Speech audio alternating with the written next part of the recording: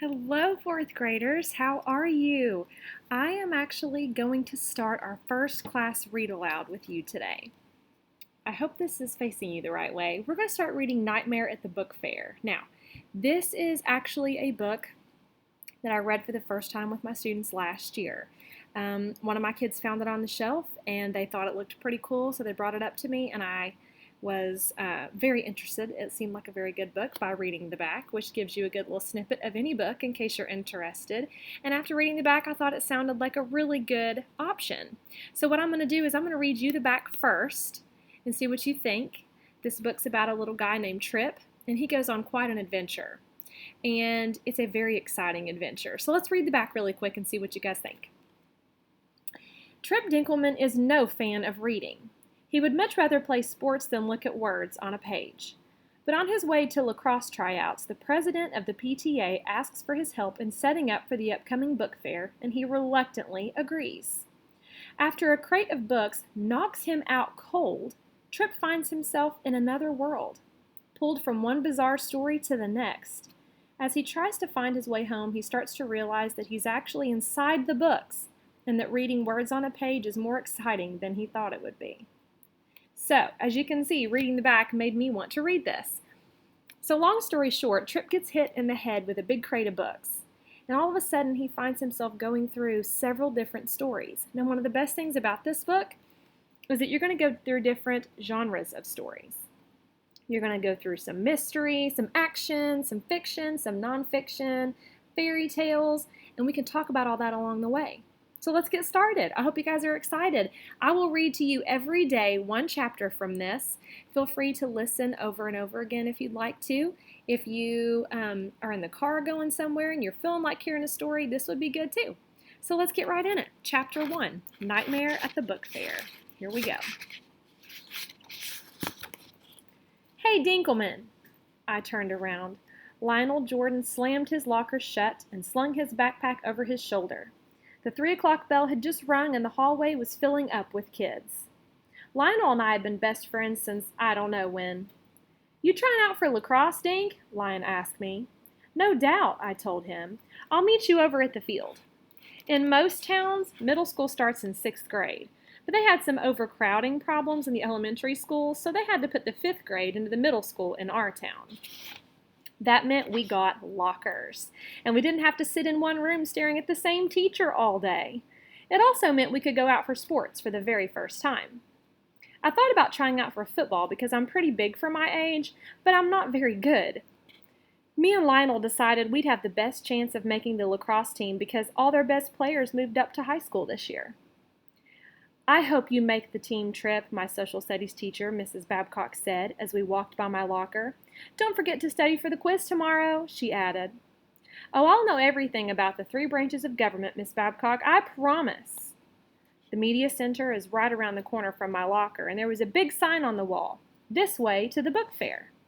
Oh, I made it a point not to set foot in the media center if I can help it. I don't like to read, never did. I read okay, I guess. I read when I have to. It's just kind of boring to sit there looking at words on a page. I'd rather just run around. One time, the media specialist, Mrs. Durkin, told me that if I like sports so much, I would probably enjoy reading sport books. But why read about kids running around playing sports when I can be the one running around playing sports? Excuse me, is your name Trip Dinkelman? It was Mrs. Pontoon, the president of the PTA. She was standing outside the media center, and I guess she knew my name because her daughter Lauren is in a few of my classes. Yes, that's me, I said. Hey, we need a big, strong guy to help us move some crates. Can you help us out? I'm kind of on my way to lacrosse tryouts, I told her. Oh, this'll just take a few minutes, she said. Snagged. I followed her into the media center. Mrs. Pontoon talks really fast. The PTA wants to buy the school one of those super high-tech whiteboards, the kind that hook up to a computer and you can print things out.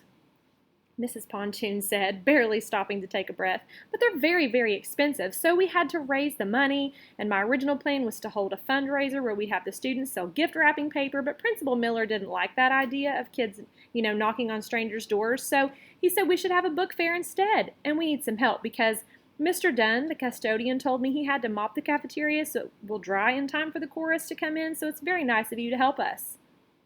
Mrs. Pontoon is one of those ladies who never, ever stops talking. My mom says that if you asked Mrs. Pontoon what time it is, she would tell you how to build a clock instead. The book fair wasn't set up yet in the media center. They had these giant crates, taller than me, scattered around. There must have been 10 of them. Miss Pontoon told me that all the books for the book fair were in crates. She needed help opening them and sliding them into a line along the wall. So I pushed against one of the crates, and it was really heavy. This was going to be a bigger job than I thought. If I had finished at my locker just a few seconds earlier, I could be at lacrosse tryouts instead of helping set up this book fair. Mrs. Durkin came over with a plate full of cookies. I have a sweet tooth, and I pounced on it. "Since you're nice enough to help Trip, the least I can do is offer you a treat," she said. I feel sorry for Miss Durkin. She's always really busy because she's also the media specialist at my old elementary school too.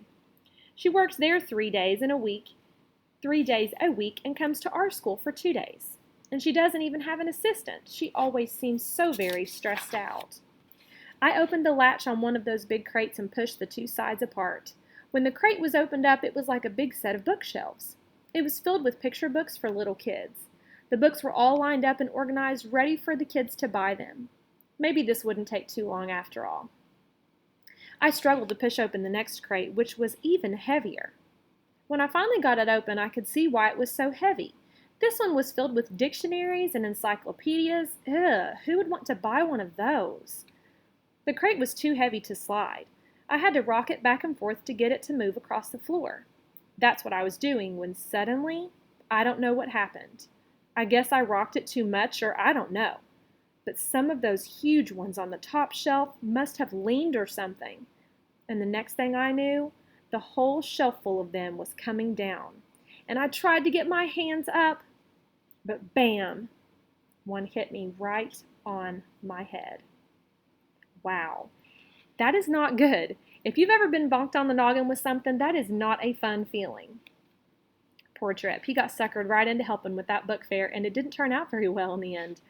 That is all for Chapter 1. I hope you're really excited for Chapter 2, and we'll read Chapter 2 tomorrow. So, keep reading. Let me know if you're reading something awesome, and we'll get back to our book tomorrow. See you soon, guys.